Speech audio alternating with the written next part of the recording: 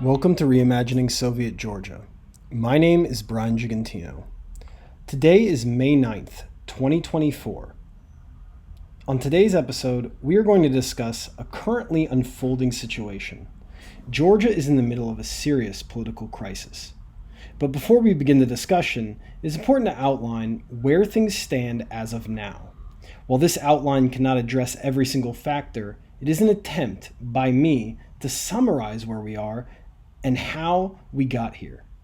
While our guests on today's episode will explore certain aspects and particular background of the situation, I hope to provide a little bit of context. Last year, the ruling Georgian Dream Party attempted to pass legislation aimed at curbing what they claim is quote-unquote foreign influence via NGOs that receive funding from abroad. After protests, the bill was withdrawn.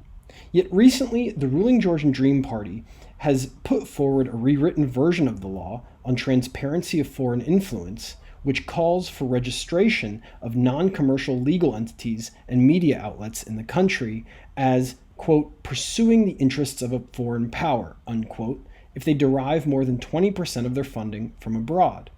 This reintroduction of the law has sparked massive protests, highly concentrated in Tbilisi, for weeks. Those who have long opposed Georgian Dream or split from the party have been joined by others who believe that the law will interrupt Georgia's EU ascension process. Additionally, the ruling party has quietly put forward an offshore bill, which would simplify the process of reshoring money stored abroad without taxation or adequate review. This law has come under scrutiny because businesses, and capital itself, face no penalties, taxation, or oversight. Because Georgian Dream has continued pursuing neoliberal policies, difficult economic conditions continue in Georgia every single day. The country is undergoing a cost of living crisis and even an eviction crisis. As people see no opportunities for gainful employment in Georgia, outside of the NGO sector and a few other avenues, they are leaving the country in droves. In a sense, many view the EU as a potential means to improve their economic condition, whether Georgia is a member or not. This is in spite of the fact that since the 2008 financial crisis, the EU itself can no longer guarantee economic prosperity to its own member states, let alone aspirant countries. Just this past year, Georgia received EU candidacy status. Since the reintroduction of this law, EU and US officials have framed it in terms of being a potential impediment to Georgia's potential EU ascension.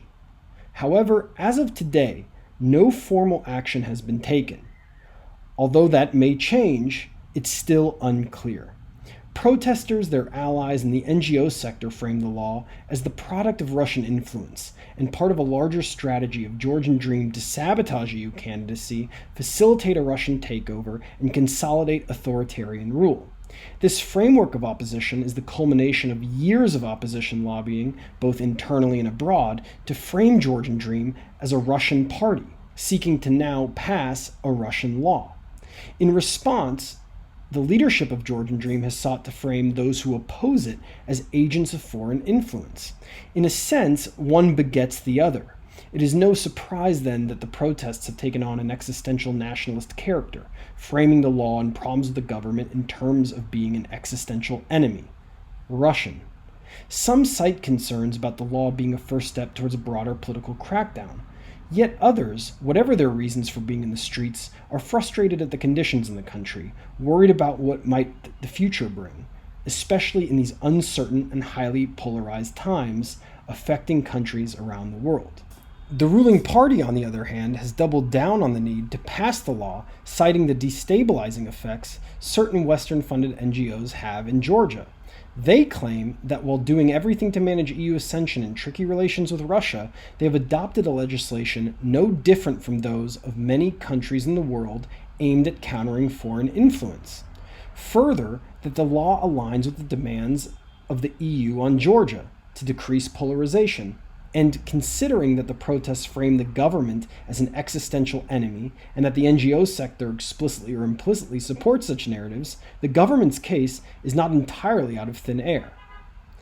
As the showdown between the government and protesters, as well as the EU, escalates, the devil, of course, is in the details. NGOs and foreign-funded civil society have played a unique role in Georgia for decades. After the collapse of the USSR, Georgia experienced arguably the most extreme form of state collapse of any post-Soviet republic. Engulfed in a civil war and ethnic conflict, warlords and mafias emerged as pillars of power to keep some semblance of a state together. After Edward Shevardnadze, a close ally of the US and pro-Western politician, worked to consolidate state power to the degree possible for roughly 10 years, within his party younger reformers emerged directly from or connected to the NGO sector. Stimulated by funding and direct political help from U.S. democracy promotion programs, these reformers from the NGO sector, led by U.S.-educated lawyer Misha Saakashvili, went on to overthrow Shevardnadze in the first post-Soviet color revolution, the Rose Revolution. Saakashvili came to power with a radical reform plan. He promoted both a nationalist rebranding of Georgia and structured an authoritarian neoliberal state. Extreme neoliberalism was adjoined by an ideological program rooted in anti-Soviet memory politics, joining Western institutions, and a promise for territorial reunification. As this was the peak of U.S. post-Cold War hegemony, he affixed Georgian foreign policy to being a strident U.S. ally and pushed neoliberal reforms more extreme than even international financial institutions demanded. A cohort of NGOs functioned as ideological ministries to reinforce this program of radical political and national renewal, assuming a uniquely outsized influence politically and economically in the country. Dependencies deepened, tied up with the geopolitics of post-Cold War U.S. designs in post-communist countries. EU and NATO ascension were written into the Constitution, and at the same time, the U.S. could reinforce its foreign policy of democracy promotion with Georgia as a form of political capital internationally and domestically, especially given U.S. failures in Iraq. Georgia was also home to crucial oil pipeline infrastructure important for broader U.S. interests. Yet Saakashvili's draconian approaches were heavily resented by many in Georgian society. Not only did his economic reforms increase inequality in the country, harsh police measures and heavy state intervention functionally opposed the supposed liberal reforms his government was undertaking. War with Russia in 2008 over Abkhazia and South Ossetia was a traumatic experience, angering everyone in the country. However, it became clear that Saakashvili had either intentionally instigated the war, or in a more generous yet questionable interpretation, fell into a trap he was advised to avoid. In a sense, the abysmal failures of the Saakashvili era, imported democracy building, neoliberalism, and war, presented westernization in Georgia in highly negative terms. Economic weaknesses did not help. Yet at the same time, the period reinforced the idea that the country's post-Soviet peripheralization could be overcome simply through Western integration alone. After mass protests, Georgian Dream was brought to power in 2013 in the first peaceful, election-driven change of power in Georgia's post-Soviet history, led by billionaire and former Saakashvili ally Bidzina Ivanishvili. Like Saakashvili's other key ally and economic reformer, Kaka Bendukidze, Ivanishvili made a lot of money in Russia in the 1990s. When he came to power, he argued that not only would Georgian Dream correct the mistakes of the Saakashvili years, but like Saakashvili and Shevardnadze before him, would navigate tensions with Russia and vigorously pursue formally joining the West with a renewed emphasis on the European Union. Georgian Dream pushed and maintained a neoliberal economic agenda at its core, both because they inherited a neoliberal state and because they saw no ideological ills in free market economics. Georgian Dream managed to not only acquire visa-free travel to the EU, but deepened EU political and economic ties, culminating in being granted candidate status in 2023. Georgian Dream positioned itself as a far less ideological and more technocratic party than Saakashvili's United National Movement. While Russia and Georgia do not have formal diplomatic ties, and Georgia internationally argues against Russia's occupation of Abkhazia and South Ossetia, navigating a longer-term strategy of balance became more complex with a few key events, both domestic and international. Opposition to Georgian Dream from the NGO sector became more clear and mobilized after a Russian parliamentarian's visit sparked a political crisis in 2019. EU mediation failed. The narrative that Georgian Dream was pursuing Russian interests became a mobilizing tool both inside and outside of Georgia for those opposing the government. These types of accusations have a long pedigree in Georgian history. Saakashvili himself had, along with other members of the previous government, ascended to high-level positions in post-Maidan Ukraine. This cooled relations between the Georgian government and Ukraine itself. On the eve of elections in October 2021, Saakashvili returned to Georgia to try capitalizing on tensions with the government in hopes of mobilizing people. He was quickly arrested and has been imprisoned ever since. The war in Ukraine was a difficult moment for Georgian Dream. By assuming functional neutrality, GD leadership sought to move away from a geopolitical Europe in conflict with Russia and secure both economic benefits and relative breathing room in developing new terms of the Georgia-Russia relationship. As the EU and NATO mobilized to support Ukraine, both the opposition and Western leaders simultaneously could sympathize with Georgian Dream's careful position, yet found it politically repugnant and a potential problem. Georgian Dream has tried to capitalize on the situation and found economic ties with Russia beneficial in partly stimulating Georgia's post-COVID recovery. At the same time, they have maintained their pursuit of joining the EU, however, on different terms, ones which would avoid geopolitical conflict and can protect Georgia's shifting role in an emergent multipolar world, so capital and resource flows from China, Russia, Turkey, Azerbaijan, and Armenia, among other states, are not disrupted by great power conflict. Here, there is an alignment of the ruling party's interests as political capitalists and the strategic realignment of Georgia in new and incredibly uncertain conditions.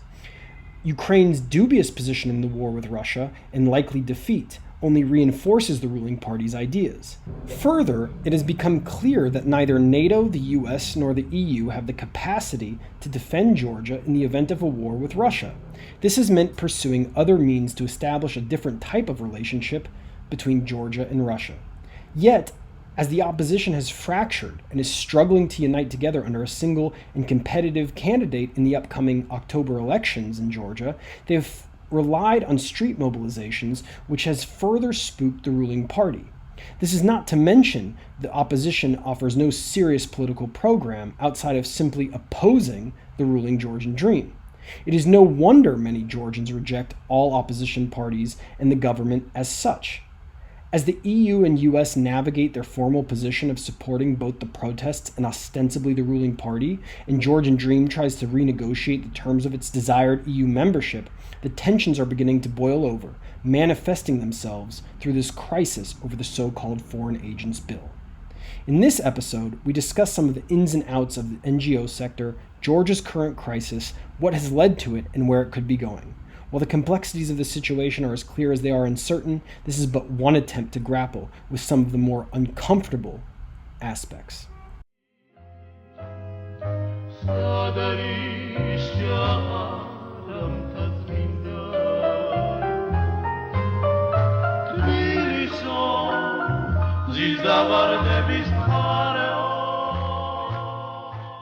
Welcome to Reimagining Soviet Georgia. My name is Brian. And my name is Sopal. Welcome. Today we are going to be discussing the current crisis over a foreign agents law legislation that's been introduced in Georgia and accompanying protests. And today to discuss, we have two guests. One is Almut Rochowanski and Anatol Lieven. Almut, why don't you introduce yourself? Hi, my name is Almut. I have been working with civil society organizations in the former Soviet Union since 2001 in Georgia, actually. I've worked with them in Georgia, in Russia, Ukraine, Central Asia, and Moldova. And my focus areas are women's rights, human rights, peace, but also very specific sort of as a cross-cutting issue, the financing, the resourcing of civil society and the impact it has on the political economies of these countries. And Anatol? I'm director of the Eurasia program at the Quincy Institute for Responsible Statecraft in Washington. I was a British journalist for the Times in the former Soviet Union, and then a researcher for think tanks. I visited Georgia for the first time in the autumn of 1990, when the Round Table, led by Gamsa Khurdia, was elected. And I was in Georgia frequently thereafter, and I covered both sides of the wars in Georgia. I'm now, with a colleague, I'm working on a report about Georgia for the Quincy Institute. Almut, you and Sopo wrote this article that was kind of giving some important and crucial background about the context of how this crisis emerged, and also, of course, the sort of a little bit of a more systemic analysis of the role of civil society and NGOs in Georgia specifically. Could you just talk a little bit about the article and maybe some of the conclusions that it came to? Yeah, I mean, basically, I've been observing the role of civil society in Georgia since, almost a quarter century now. And that was even before the Rose Revolution. But even back then, you could tell that this country was opening itself up to foreign aid money and the sort of structures and civil society would build in their country more than any other post-Soviet country, and deliberately so. And this was then even exaggerated and sort of like expanded greatly under UNM, under Saakashvili. And the thing is that, when Georgian Dream came into power, they didn't change it. So there's in the article, we explained that there's a big, very massive problem with sovereignty and democracy in Georgia, and that is that a large sector of policy making, policy implementation, reform design, public services has basically been outsourced to NGOs and basically, well, initially to foreign aid groups that then pay local NGOs to do this work for them. And over 25 years or so, successive governments have been perfectly fine with this model. And on the ground, among citizens of Georgia, that leads to feeling disenfranchised and unheard and ignored, and indeed they can't hold anybody accountable for all these reforms that are being implemented around them and all these services that are provided to them, because the people who implement them, the NGOs, they're only accountable to their donors, and their donors, are out foreigners, they're foreign and international institutions. So there's a crisis of accountability, of democracy and sovereignty. But this law doesn't actually tackle that crisis, because as we've made very clear, and I think this is uncontroversial, this has been documented by a number of academics too over the years, this crisis doesn't bother Georgian Dream, doesn't bother the current government, doesn't bother the opposition, and doesn't bother the NGOs either, of course, because they are the ones that benefit from it, that play a leading role in it. The thing that bothers Georgian Dream, which is sort of a smaller, more limited crisis or dysfunction, is that out of all these NGOs that do this work in Georgia, there's a small clique of NGOs. It's not a very large number of NGOs, but they are some of them are very powerful. Like they have great access to foreign funding, much more than the vast majority of NGOs in Georgia. They have turned very partisan, and they've done so a while back, but it became very clear about 4 or 5 years ago on the occasion of several political crises. And when I say partisan, what I mean by this, not only do they openly side with the opposition in elections, but understanding that the opposition can possibly not win elections in Georgia, they have opted for a revolutionary, non-extra constitutional model of toppling the government and getting rid of it. So the things they do, sometimes they propose it, I think it was in 2022, they proposed that they should form a technical or caretaker government. And just, like they themselves sort of said, like, we should be the government, make us the government. It wasn't clear to whom they addressed this, maybe to the donors, maybe to the foreign embassies. A lot of political discourse in Georgia is always directed at the embassies, which is already incredibly significant, right? But then they also practice like sort of storming of or surrounding government buildings and parliament buildings. And they're clearly inspired by the playbook of the Rose Revolutions and other such revolutions, like building barricades, building tent camps. But very clearly, like their protests are not about specific laws or policies that they want revoked, but they want to take power. And I do want to say that if you had this constellation in any country in the world, including our countries, right? I'm Austrian, where foreign governments, although they are our friends, right, fund NGOs that openly and loudly and quite actively propose a revolutionary takeover of power, we would consider that completely unacceptable, right? And so it is not, it is there's a discrepancy in how we view states like Georgia, which are sort of client states who must suffer that, and then self-respecting democracies who would never accept such a constellation.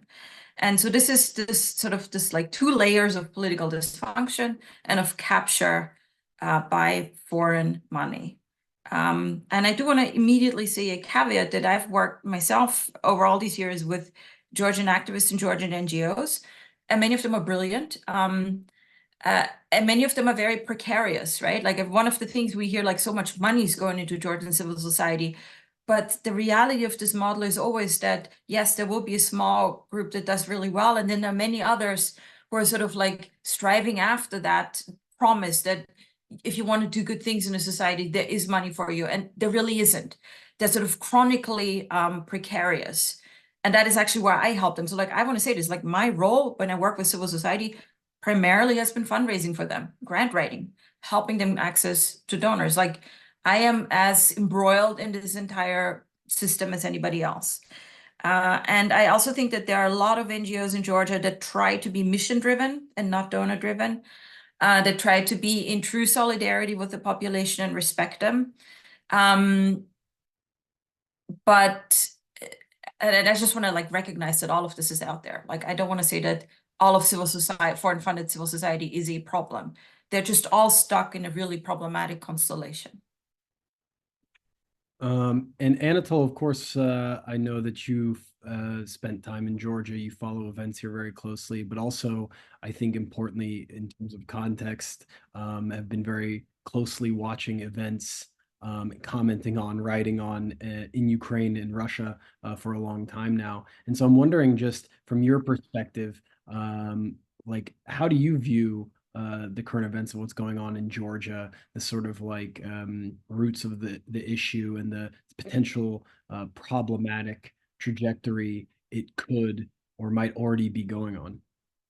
Well, perhaps I should say at the start that my institute strongly advocates much greater transparency within the United States about think tanks and NGOs, about the sources of their foreign funding, because we've run a whole series of articles about how individuals and institutions, get money from Saudi Arabia and the UAE, and then without announcing this, defend or promote the interests of these countries in Washington. So, what in effect you have them lobbying without lobbying for pay without acknowledging it. So it would be somewhat inconsistent of me not to suggest that there should be transparency about foreign funding in other countries as well. I should say that we haven't got round as an institution to calling for a legal demand in America about this, but we certainly brought pressure to bear that institutions and individuals should announce the sources of their funding. Yes, I mean, in principle, this seems to me a not wholly illegitimate law. And as Almut has said, in the United States, for example, if after all, this is what the Democrats have alleged against Trump, although in fact it seems wrongly. But certainly, I mean, if there had been foreign money involved in funding the groups which tried to storm the Capitol on December the 6th, 2020, January the 6th, 21, what am I saying? That would have been regarded in America as absolutely scandalous and illegitimate, and would have become the subject of, tremendous political controversy, and would have certainly led to many people branding those groups as illegitimate. Of course, the problem is in Georgia and elsewhere that this is tied up with the aspiration of so many people, including, of course, formally, at least, the present government of the Georgian Dream, to join the European Union and theoretically NATO, though I have serious doubts about how many people really believe that is possible, and certainly about whether it will happen. But certainly the European Union has become a tremendous beacon for much of Georgian society. And of course, the fear is that laws like this will obstruct this, or be used to obstruct it. The two worrying things, the most worrying things, I think, though, are,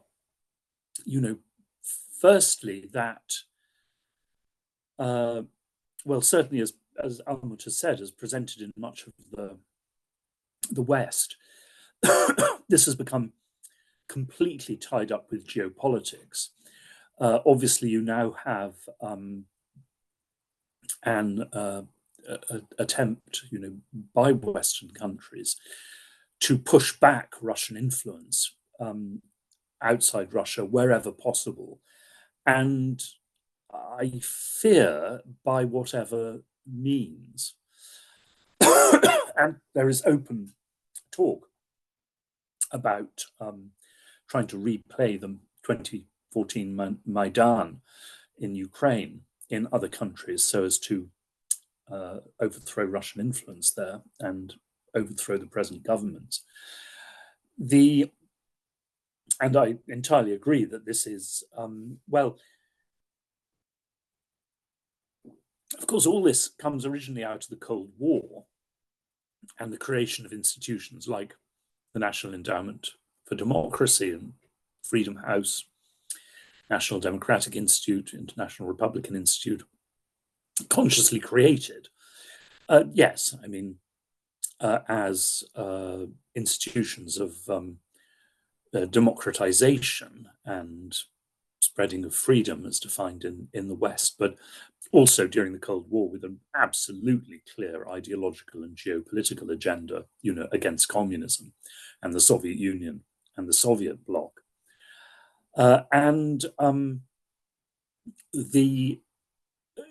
This, of course, has become a problem in two ways. The first is that it has now associated these institutions in the minds of so many people around the world with US geopolitical agenda. Now, in certain countries where there is a strong nationalist feeling against the United States, this, of course, has contributed vastly to undermining or discrediting pro-Western civil society or liberal civil society, because it can be seen, or it certainly can be portrayed, as a movement of Western stooges and traitors. It's true in Iran, true in Russia, true in China. Regimes have used this against them. But then, especially since Gaza, but even before, in so much of the world, of course, the association of these institutions and human rights institutions as well with US policy has led to tremendous perceptions of hypocrisy, of manipulation, that these are not in fact non-government institutions at all in any real sense. But the other thing is that the image still, in the minds of these Western funders is that of a struggle against authoritarianism or even totalitarianism. But of course, what we have sometimes seen and are seeing in Georgia is that these are backing movements against elected governments. Now, and in elections which have been certified, by Western observers as generally free and fair. Now, it does seem to me that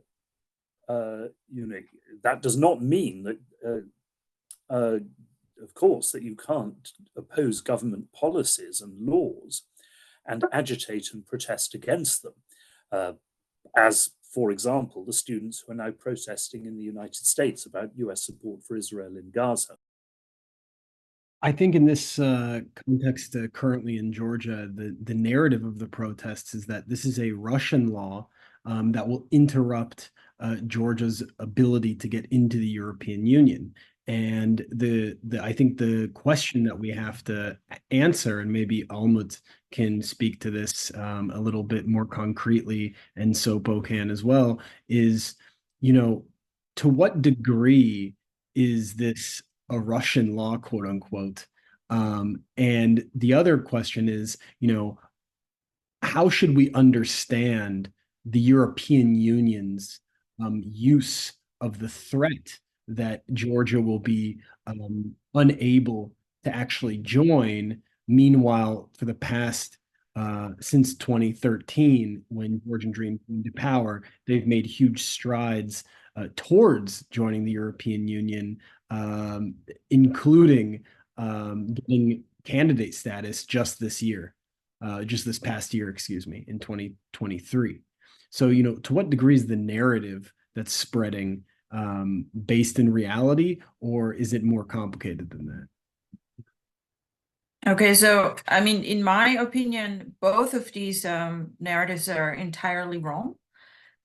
They're being promoted deliberately, cynically, and extremely successfully. Extremely successfully. They touch on the two sort of rawest nerves in Georgian, I don't know, in the Georgian collective psyche, I even want to say, but certainly in Georgian politics and culture. Now, about the sort of the moniker of the Russian law, the thing is that I was there when Russia passed this law. By the time in 2012 when he passed it, I'd been working with Russian NGOs for many years already. Many of them had already faced quite a bit of repression and threats. So when this law came around, actually right as the law was adopted, I was at a conference with many small and large Russian human rights NGOs, and they were in a state of panic and gloom. But also, this was a time when a lot of things were in flux in Russia. And for me personally, it opened up a window to say something that until then was really completely taboo and heretic to say. And that was, don't do it because Putin, passed this law, but do it for your own sake. Start raising money at home from your own citizens. And this was, even then, this was still considered so like taboo and heretical that when I did say it, a lot of people stopped talking to me, were very testy. And even like partner says, look, we will publish what you're saying, but we'll have others write, rebuttals because it is really controversial. And so I think what's interesting to me is that, you call it a Russian law, but the reality is that something like 70 countries around the world have passed laws like this. Some of them, and most of them would be development aid recipient countries, but you also have Western countries that have protected themselves with laws against foreign influence for a long time too. And some of these laws were, even in the developing countries, were passed before Russia's law. And indeed, Russia, when they passed it, they said, well, it's actually modeled on Israel's law. But the interesting thing is that for every law, every country that passed such a law, it is a specifically local dynamic that leads to it. in all of them, foreign influence takes different shapes and forms, and is an irritant in a different manner. And I think that there's a vast difference to me when I compare the two between Russia in 2012 and Georgia in 2024 in terms of their politics, in terms of the quality of their freedom, rule of law, and democracy, which is vastly better in Georgia. I mean, Georgia gives this chaotic impression, but is actually in many ways a very sturdy, liberal democracy, if you compare them to the rest of the post-Soviet space. And I mean, also, like, there's some very significant differences in how these laws will work when they will work. It is not at all copied from the Russian law. That has actually happened years ago in Kyrgyzstan. The Kyrgyz government actually literally copied the Russian law, copied it so much that when the first reading happened, they hadn't even deleted the word Russian Federation from the text. But that's not what's the case in Georgia. And I think the main difference is that Russia adopted its law when it felt itself and truly was surrounded by geopolitical competitors that were funding its civil society. In Georgia, which is still a major significant aid recipient, civil society is funded by its friends and allies. And the absurdness of the situation is that this law, being directed at a small group of NGOs, all the other NGOs, while these protests are going on, are sitting every day with ministers and ministry staff in reform committees and meetings and are drafting laws together and implementing reforms together and are together deciding the governance of Georgia, everyday governance. So that's on the Russian law moniker. But Russia in the Georgian collective mind is like the permanent foil, right? It represents something that Georgia doesn't want to be. And similarly, Europe and the EU also represent something to Georgians. And I mean, Sopo very brilliantly came up with calling it in the EU for Georgians is an eschatological project, right? It is a matter of salvation, of redemption after a long and unjust period of suffering and sacrifice. And the suffering is real. Like we're talking about 3 decades of things, of just, of people, of lives cutting short, of violence, of people losing their livelihoods, of constant humiliation, of massive stress, of really high levels of people being in debt over the years, not to buy luxury consumer goods, but to pay their medical bills, right? So people are suffering, people are in stress, and they associate with the EU sort of a magical absolution that will come to them. This vision is, of course, not realistic, but it is extremely powerful and it is extremely understandable. And there's this other component to it that, like the strand in Georgian political thinking that they are European, unlike all the others in the Caucasus, right? And that makes them inherently superior and better and special. They need that too, because there's not much else in Georgia's independent history they feel to be proud of. Although I would say there actually is, because like I said, they have actually created a really interesting democracy, right? And a really free country in which people are probably safer from repressions by their own government than just about anywhere else in the former Soviet Union. And that is an accomplishment. So about the narrative of the EU kicking out Georgia, I think this is like the most irresponsible, cynical, and just vile thing that the EU has been doing, but that also certain actors in Georgia and in Western civil society have chimed in, because in reality, this is not true. And you can track it. I mean, that's a very useful article by, I think it was on Radio for Europe, actually. And you can probably post a link to the podcast when it comes out. That basically says, so the EU has made these statements, don't do this or you won't get in the EU. And then when you look at what the EU, its organs have been doing all these past weeks about it, it's actually nothing. They haven't even put Georgia on the agenda of their regular meetings of the council. So they have no intention to stop the accession process. They've also, very interestingly, initially when these laws were coming up, they were saying, oh, this contradicts EU norms and values. Which is convenient because already norms and values could mean anything you want it to mean. But then lately, in the last few weeks, they've actually started saying this contradicts EU values and expectations. This contradicts, I don't know, just really vague terms that basically say this is all about politics. This is all about arm twisting. This is a game of chicken in which we want to win. And but in the sort of flattened discourse in Georgia about what the EU means to them, all they can hear is like, this is the end of our EU aspirations. They can't hear the nuance, and they can't tell that they're being manipulated into a state of emotional distress and risk unnecessarily and quite unfairly, I think. And this is something that I find, and we know that in the background, the EU ambassador and others, they're actually talking to the government about how to find a constructive way out of this crisis, but they don't say that in the public statements that are directed at the Georgian public. You know, as somebody who has also covered Georgia for much of the past, almost 35 years now, the last thing that Georgia needs is another period of violent political chaos and the overthrow of a government by the streets, and not as a result of elections. Should that happen, that would be, I think, a far greater obstacle to the EU accession process than this law.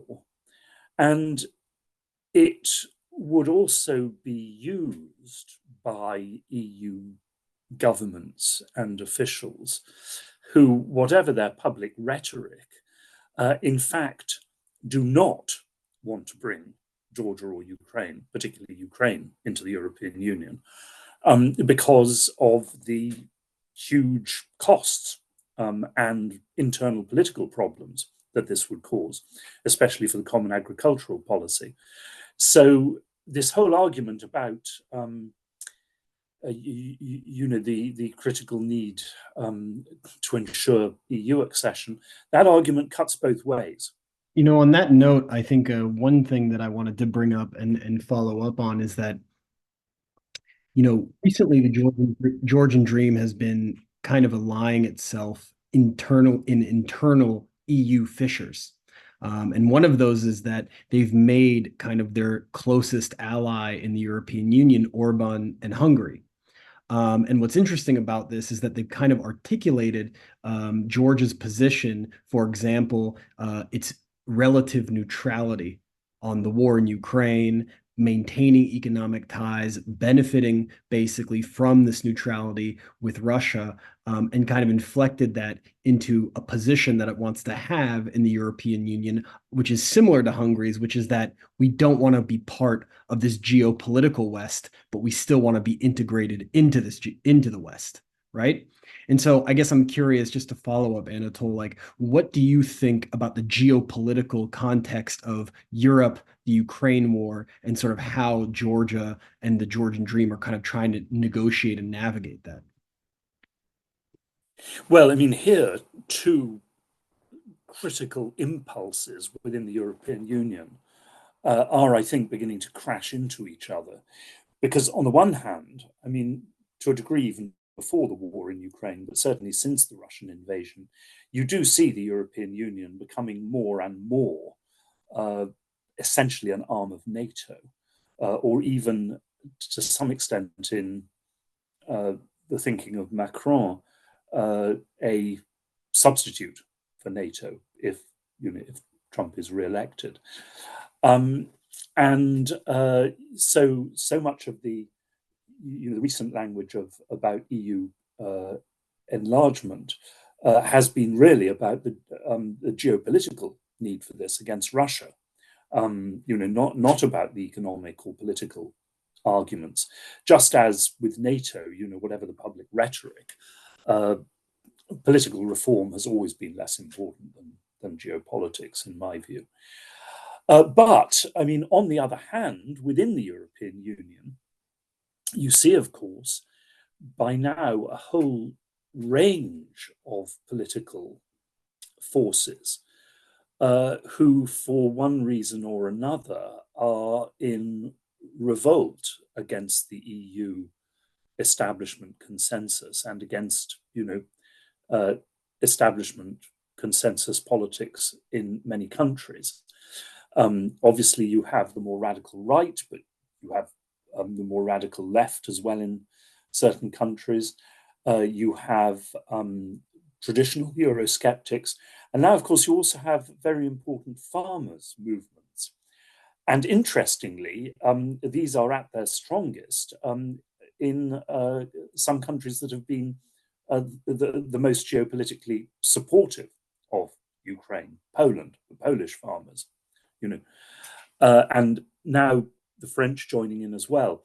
That is going to be a tremendous obstacle to rapid EU enlargement. And so I suppose you could say that, I think in the short term, the Georgian Dream government's position is going to raise immense hostility in Brussels and from certain from most West European governments. And yes, it will be an obstacle to Georgia's accession. But in the longer term, well, we don't know, because, an early sign will be what happens in the European parliamentary elections next month. The radical right is expected to do very well. But obviously, if you have a situation by 2027, French presidential elections, in which you have very different forces dominating in much of Western Europe, well, this government in Georgia could find, many more, I think, ideological companions in Europe. But we have to see. I think the main part of this was actually the EU and US allowing themselves to seize frozen Russian asset interests. And this has spooked everyone around the world, especially Bidina, because his money is his guarantor to win elections and everything in life, right?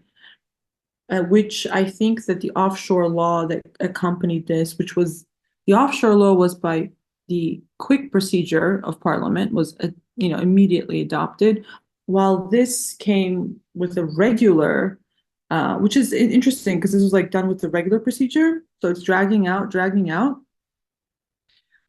So I thought of the foreign influence bill as a cover for the offshore bill, which makes me think he's trying to take money and bring it here in Georgia and safeguard it.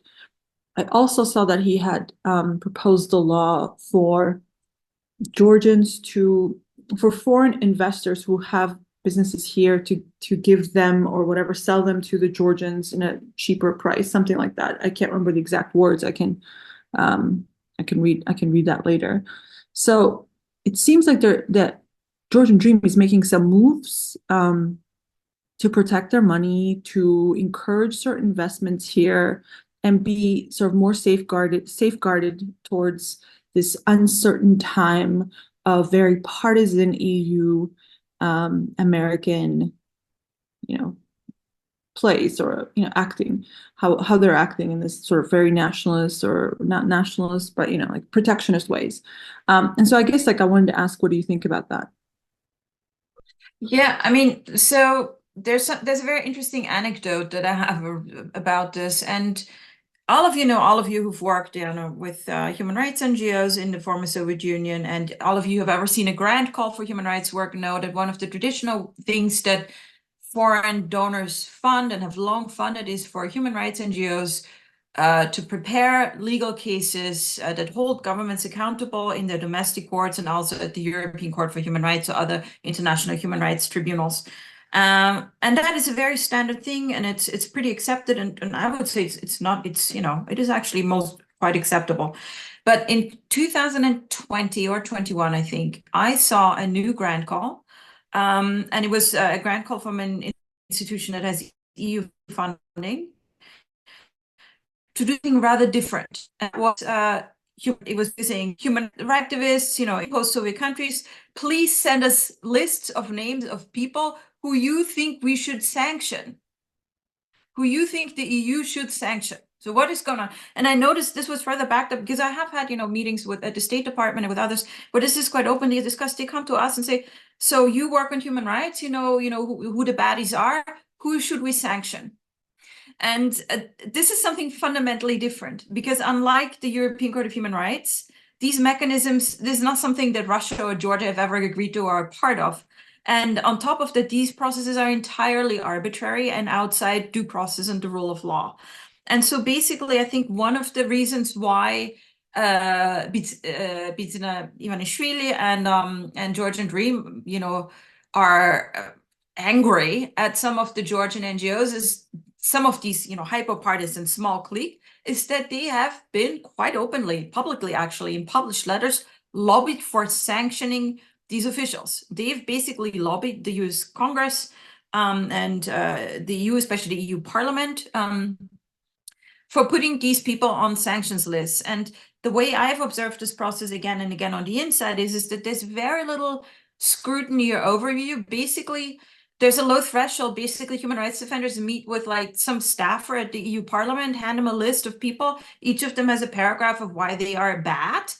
And then those lists get passed on and eventually adopted with very little objective analysis, let alone without due process or the rule of law. And so once again, basically, at home, they might be calling for overthrowing the government, but abroad, they're telling other governments to sanction their officials. This really, I think it crosses a lot of red lines. It is deeply problematic. And what we're seeing right now, that the crisis that comes out of these problematic presumptions of powers that these Western institutions don't have is not surprising. It is not surprising that would trigger a crisis on the ground. Beyond that, I want to say that like offshore laws, like these laws, like the one you said, were, so countries sort of make it easy to bring stolen funds or oligarchs' money back into the country, with little, scrutiny and few taxes. They're unfortunately quite standard around the world. So a lot of countries do that because, they understood the oligarchs took all their money to Cypriot banks and they'd like it back. So they make it easy to come back. This is just a feature, I think, of a capitalist neoliberal system is, to make the flow of capital as easy as possible. I definitely think that one of the important contributions, I guess, like in terms of a framework of understanding these dynamics, that a friend of the podcast, Volodymyr Rashenko, talks a lot about in Ukraine is the role that political capitalists play in using their kind of fractured interests to try and, promote interests through the state. And I think in the case of this offshore bill, and even you could argue the way that this law came to be, is that there's actually some kind of class dimension between the interests of the Georgian Dream political elite and this kind of, you can call them comprador Western NGO affiliated elites, and as well as the supporters, who are largely younger people who view their prospects as future prospects in joining kind of like a middle class or upper middle class lifestyle is being threatened, because the only route that exists to economic and social advancement in Georgia, one of the only ones, is this very inflated civil society sector. So it's interesting how the kind of like the Western geopolitics and then the internal class dimension actually conflict and come to a head through these crises that we're seeing in the post-Soviet world, which again, we can call, to borrow from Volodymyr, this kind of crises of representation, where the society can't actually, through these revolutionary crises, actually create a system with any kind of agreed upon political or identity or class hegemony by any faction. And I think that dynamic is incredibly important for understanding Georgia and understanding like the roots of this particular crisis. Well, just really to echo and enlarge on something that Almut and Volodymyr has talked about this as well, the way in which membership of the EU and NATO has come to be seen by so many people as identical to belonging to Europe, and belonging to Europe is seen as identical to civilization, and belief in this European civilization is also very much a matter of class.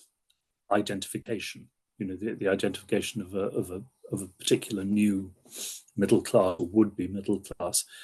I have always reminded people that during the Cold War, of course, Finland and Austria and Switzerland to this day are not members of either the European Union or NATO. But nobody ever doubted that these were successful Western democracies and free market democracies. And I have been pointing out to people this, I mean, ever since, I first came to Georgia and other former Soviet republics at the start of the 1990s, that, the point in the end is not to get into the European Union. The point is to develop a stable and successful democracy and economy. And of course, as Volodymyr has also written, and after all, this is only the branch of the Ukrainian or post-Soviet branch of a much, much wider discussion of this in the West and so much of the world. What can also become the case here is that this identification of class with civilization then, of course, combines with, or its reciprocal process stems from, contributes to contempt for much of the ordinary population, its views, its culture. And of course, as this also becomes bound up with radical new views of sexuality and so forth, which are extremely at odds with not just traditional, but I mean almost in some cases people's majority thinking of 2 years ago. This contributes to opening up gulfs in society and in politics, which are extremely dangerous for political stability. And as I say, in echoing some of this, Georgia, alas, is not, in some of these fissures, is not separating itself from the West. It's joining the West. One sees these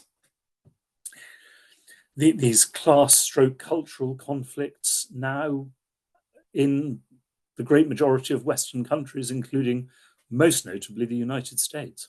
And just one quick comment, Anatol, that I wanted to follow up with that is that very often it's easy to look at a country, not just Georgia but others, and see the problem in purely domestic terms and not consider the fact that these are global phenomena that are manifesting locally in particular conditions.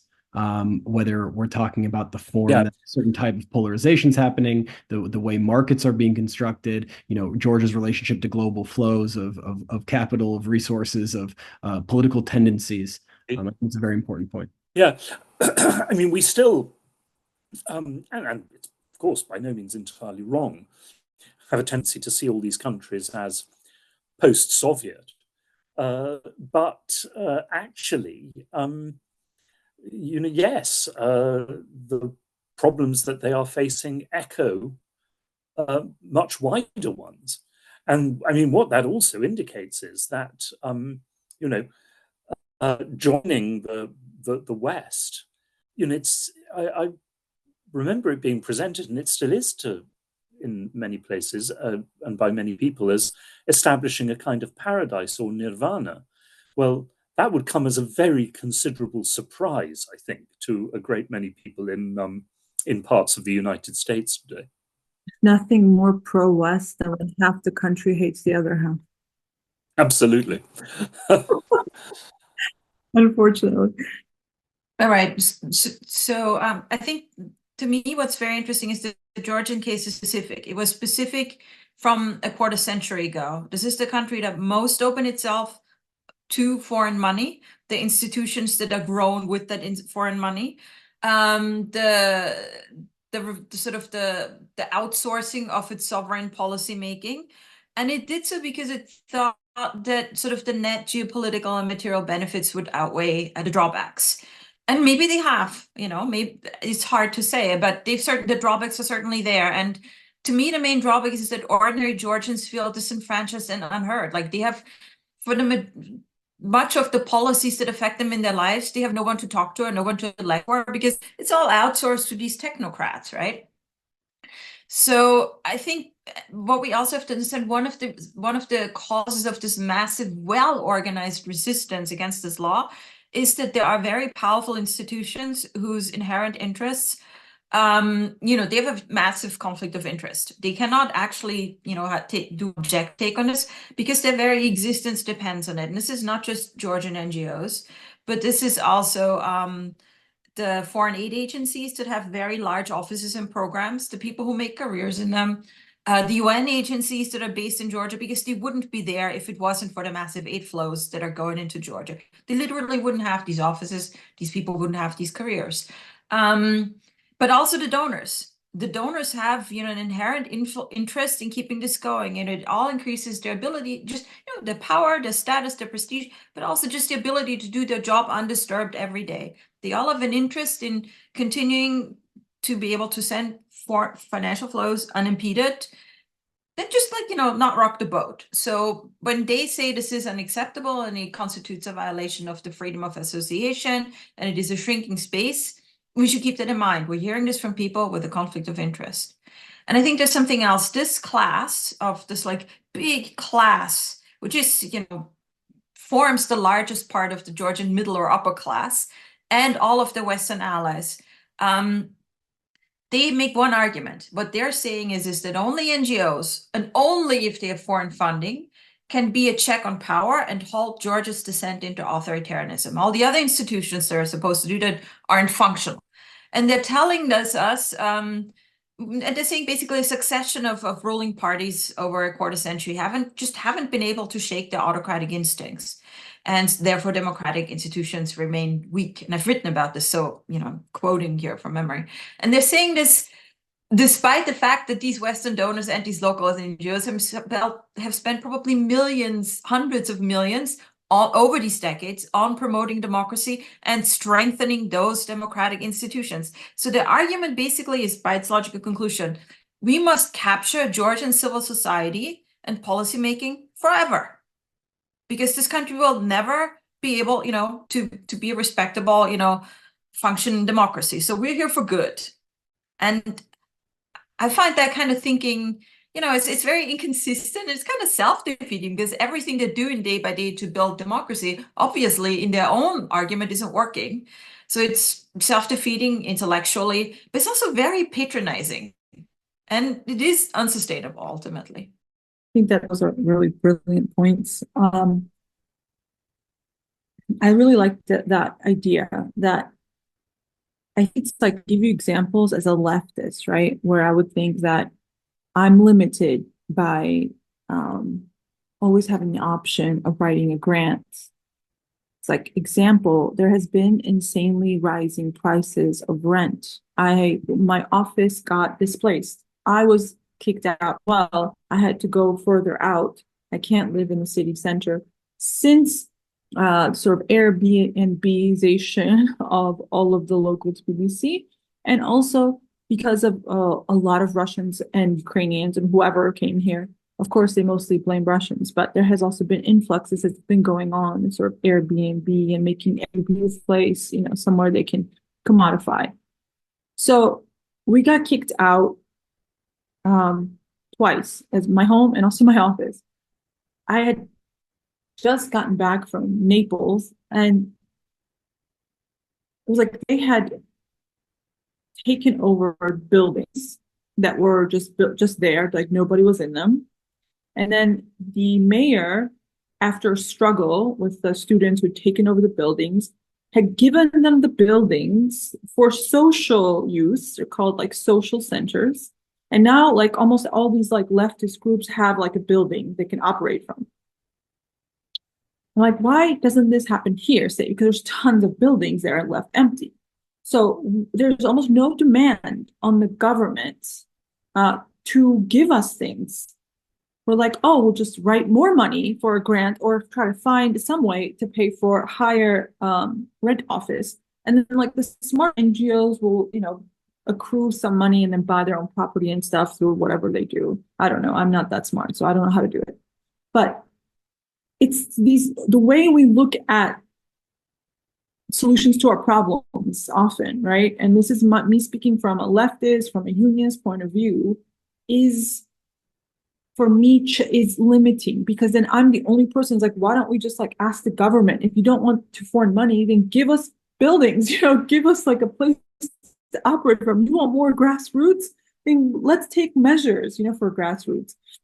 If you want a budget, get progressive taxation in there, It's like, these are kinds of things that we should be pushing, right?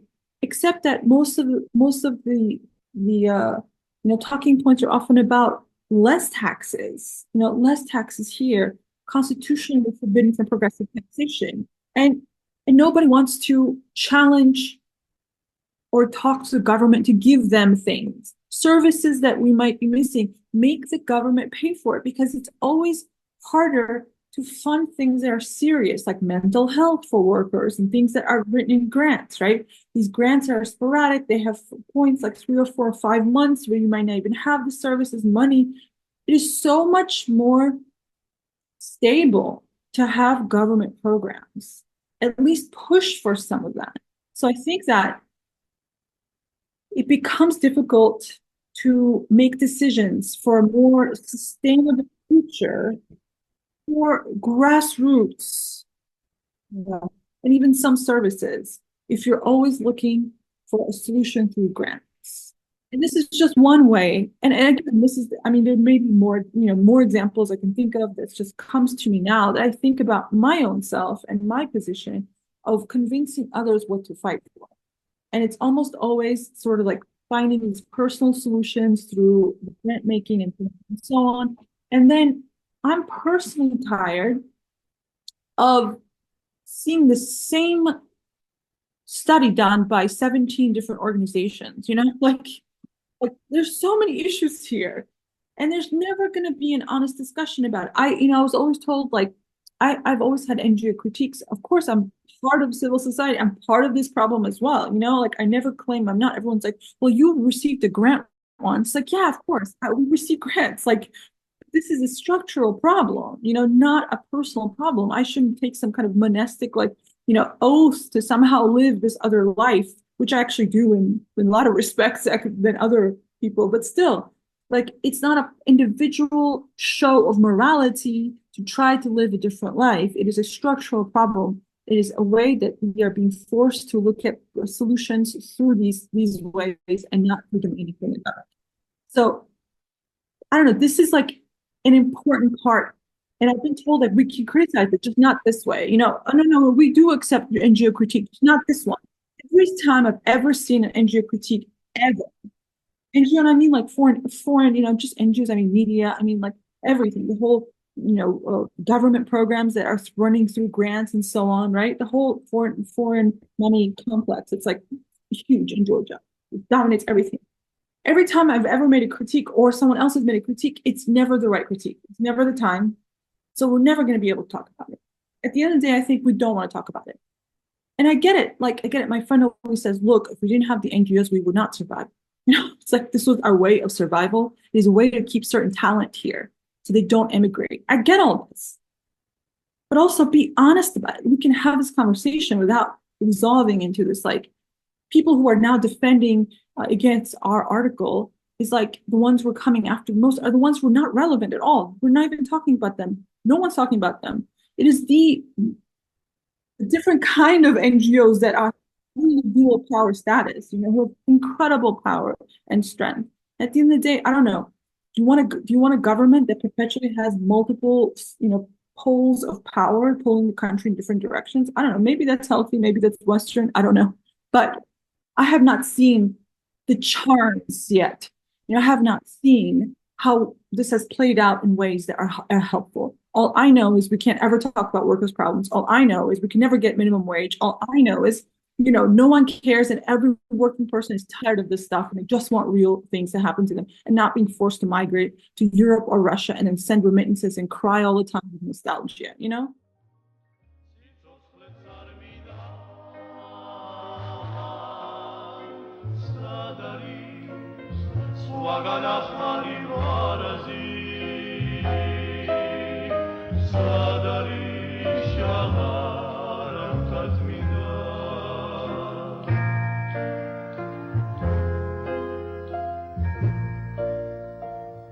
Такой лазурный небосвод сияет только над тобой, Тбилиси, мой любимый родной.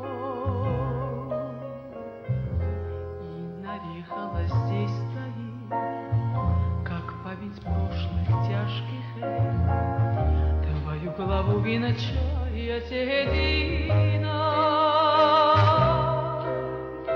Расцветай под солнцем, Грузия моя, ты судьбу свою обрела.